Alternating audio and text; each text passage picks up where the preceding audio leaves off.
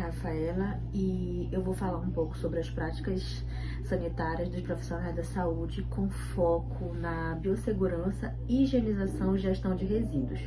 Os componentes do nosso grupo são Adriana, Aline, Fabiola, Gabriel Rodrigues, Patrícia e Rafaela, eu, no caso.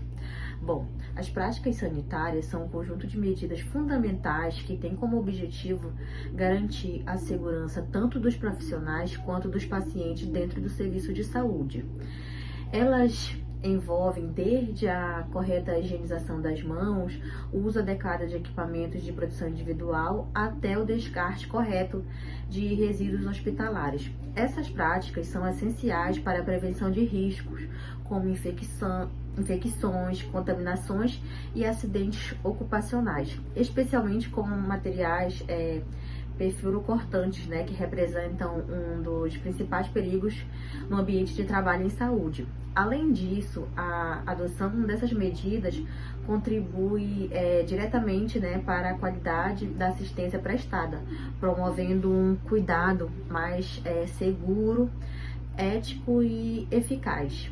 Dessa forma, compreender e aplicar corretamente as práticas sanitárias é indispensável para o profissional da enfermagem na atualidade, sendo uma responsabilidade que impacta não apenas o ambiente de trabalho, mas também a saúde coletiva. O objetivo central aqui não é apenas seguir regras, mas garantir a proteção ativa tanto do profissional quanto do paciente. Tudo começa com o reconhecimento de risco. Como vocês podem estar acompanhando aí, nesse círculo vermelho nós temos os riscos biológicos, que no nosso dia a dia nós estamos expostos a patógenos como HIV e hepatite, através do sangue e do fluido. E uma dica de ouro é lembrar de nunca reencampar a agulha, porque ela deve ser descartada diretamente nos coletores de pérfuros cortantes. Isso vai evitar acidentes graves. E em seguida nós olhamos aí para os riscos químicos. Isso envolve a manipulação de quimioterápicos, medicamentos de risco e até mesmo desinfetantes potentes. Para lidar com esse tipo de agente, o uso de EPI específico e a manutenção do sistema de exaustão são obrigatórios para evitar a inalação e os contatos diretos. Por fim, e muitas vezes negligenciados, estão os riscos ergonômicos, que é a movimentação de paciente, o esforço repetitivo, o estresse físico e mental, que impactam diretamente a nossa saúde a longo prazo. A prevenção aqui exige o uso da mecânica corporal correta e, sempre que possível, dispositivos de auxílio para evitar lesões na coluna e fadiga extrema. O acidente de trabalho geralmente é o fruto da falha humana, estresse ou da pressa. A verdadeira prevenção começa com a nossa consciência do risco, porque trabalhar com segurança é o compromisso com a vida. O fluxo de contaminação, ele se refere à sequência correta de como colocar e como retirar os equipamentos de proteção, ou seja, os EPIs. Ele se refere também à proteção do profissional de saúde com aquele paciente. O caminho de entrada, que é esse de pontos azuis que vocês estão vendo, ele é uma ordem para colocar os EPIs antes de realizar o procedimento, antes de adentrar dentro daquele local. O objetivo dele é proteger qualquer contato, qualquer risco com o contato que a pessoa tem com aquele paciente. A gente tem em primeiro aí o capote, que ele tem que ser colocado primeiro ajustando as costas, e ele protege o uniforme e a pele do profissional de saúde. Em segundo, a gente tem a máscara, pode ser a cirúrgica ou a NR95, que ele tem que ser ajustado no nariz para garantir a vedação completa e proteger as vias aéreas, que é também um meio de contaminação maior que a gente tem no ambiente hospitalar. E os óculos, que ele é um meio de proteção para os olhos e as mucosas. A gente também tem o gorro, que ele serve para proteger o cabelo e também tem que proteger as orelhas para não ter contato com os fios, que pode ser também um meio de contaminação para o profissional. E por último, a gente tem as luvas, que elas têm que ser esticadas para cobrir o punho do avental. A gente também tem o caminho de saída, que é desparamentação, que é a ordem para retirar os EPIs em ordem correta, mas sempre tem que ter atenção, porque essa é uma etapa maior de risco de autocontaminação que tem dentro do ambiente. Devido a equipamentos estarem sujos, contaminados, como é que deve ser a retirada desses equipamentos para que o profissional de saúde não venha a ser contaminado. Primeiro a gente tem a luva, né? Que ela tem que ser tirada sempre pelo lado externo, virando-as sempre para o avesso, para que não tenha um toque ali da luva com a sua pele.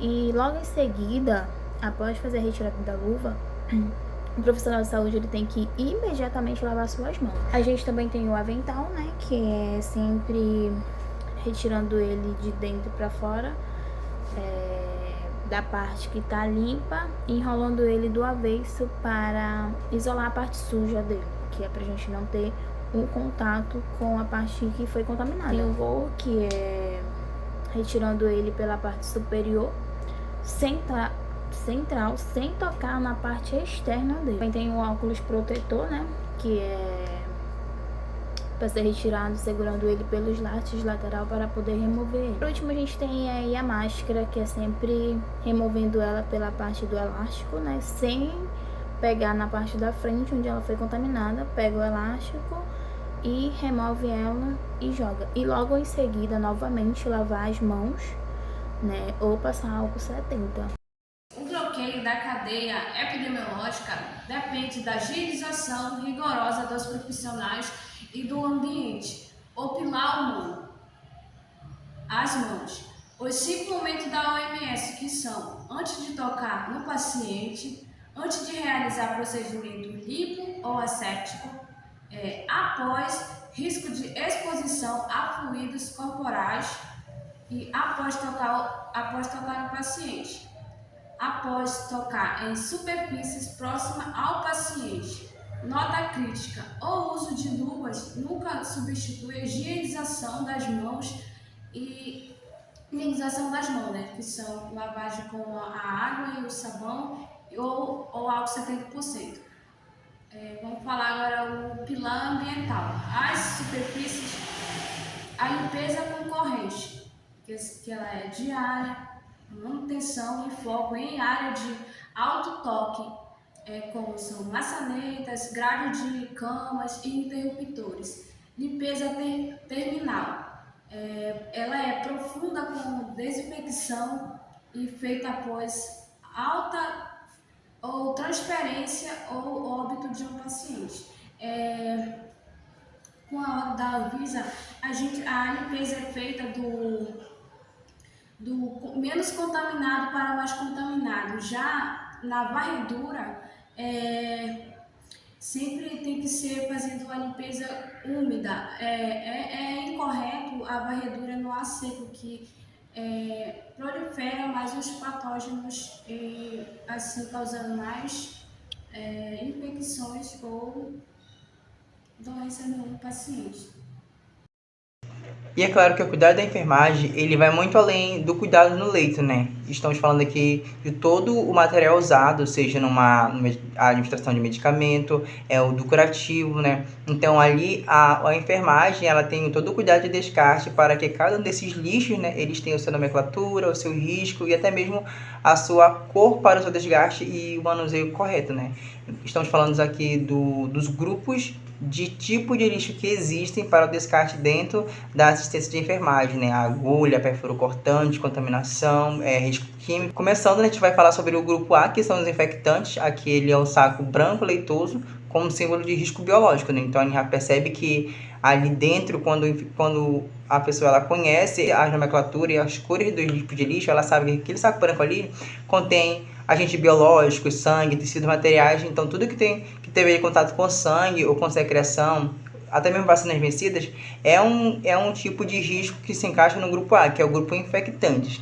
Logo em seguida a gente também tem um grupos químicos, que é aquele recipiente, aquela cor laranjada, né, que é os medicamentos vencidos, reagentes de laboratórios, infectantes, tóxicos, né, tudo que foi usado dentro do laboratório para fazer teste ou para fazer algum exame específico, ele foi usado e também quer um descarte correto. Então, quando a pessoa ali, ela vê aquela cor, ela já começa a ter uma orientação do que ela vai fazer, os procedimentos corretos, para que não haja uma contaminação de uma pessoa que vai ali descartar aquele lixo, ela pegar ou então cair, sei lá, resíduos químicos nos seus olhos, causar uma queimadura e até mesmo, né, a questão de respirar ali aquele produto químico causando uma lesão.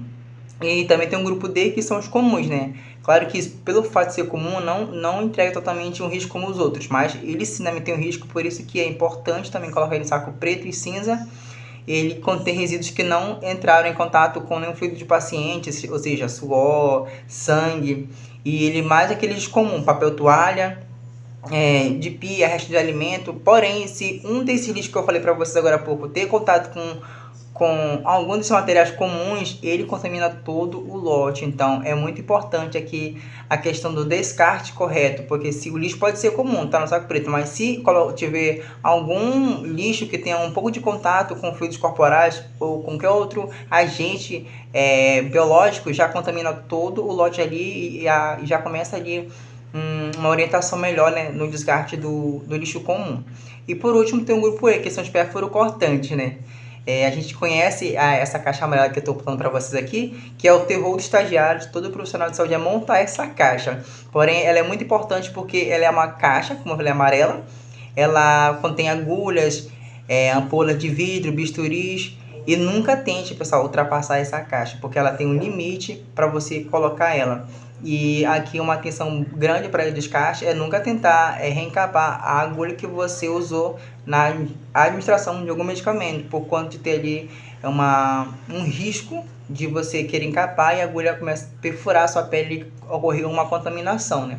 Porque através de todo esse lixo que a gente está falando aqui, é a questão sanitária do enfermeiro na sua área de trabalho, o cuidado que ele precisa ter para não correr risco de contaminação, ou seja, um risco de contaminação com hepatite B, C, pessoas seropositivas, pessoas que convivem com o HIV. Então é muito importante todo o descarte deste lixo, porque cada descarte, cada cor é um jeito diferente de descartar, é um modo de descartar esse lixo. Então, cada cor padronizada, ela não é algo assim apenas simbólico para ficar bonitinha, não. É uma orientação para que você descarte, para você descartar de maneira correta, não somente cuidar do leito do paciente, ou então não somente se apegar ao cuidado da enfermagem no leito e pronto, não.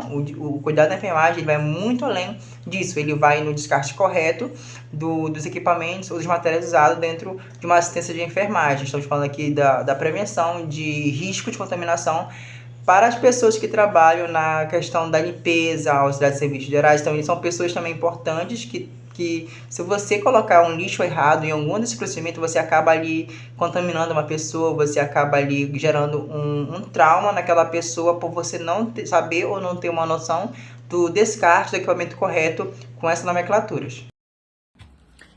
A síntese da prática de enfermagem, elas são ações que funcionam ali como uma verdadeira barreira invisível que protegem a vida.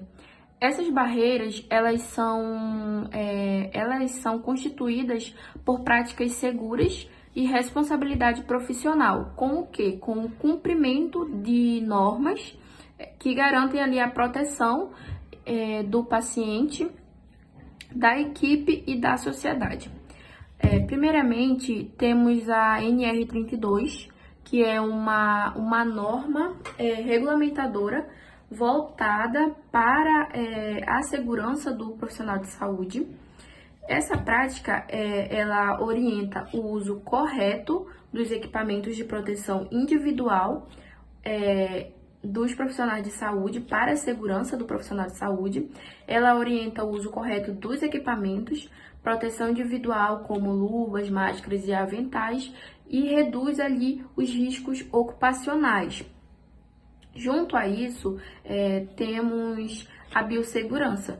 A biossegurança ela envolve medidas de prevenção, que envolve ali, ou seja, prevenção contra os riscos biológicos, químicos e físicos, né? Ou seja, tudo isso que eu falei, mais do que seguir essas regras, o profissional ele precisa ter consciência da importância de proteger o outro. Como toda palestra, toda videoaula, todo conteúdo fala, o cuidado ele começa em si mesmo. A gente tem que cuidar de nós mesmos para poder levar o melhor atendimento para o próximo. O segundo ponto é a higiene rigorosa, especialmente a higiene das mãos. Por quê?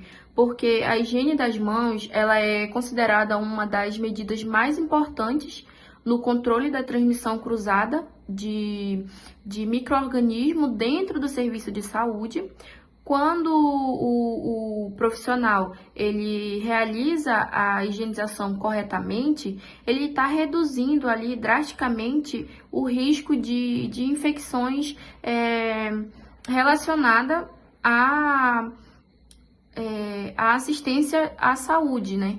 Por isso que é muito importante que essa prática ela seja constantemente feita de forma correta, né? Ali que envolve o atendimento ao paciente. Cumprir os protocolos não é apenas uma obrigação, não temos de ver como uma obrigação burocrática, mas sim uma forma de garantir a segurança e a integridade de todos os envolvidos no cuidado.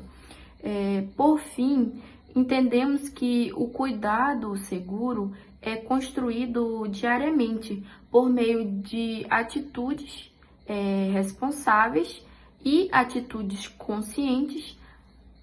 Temos de ter em mente que a essência da enfermagem é proteger a vida em todos os aspectos.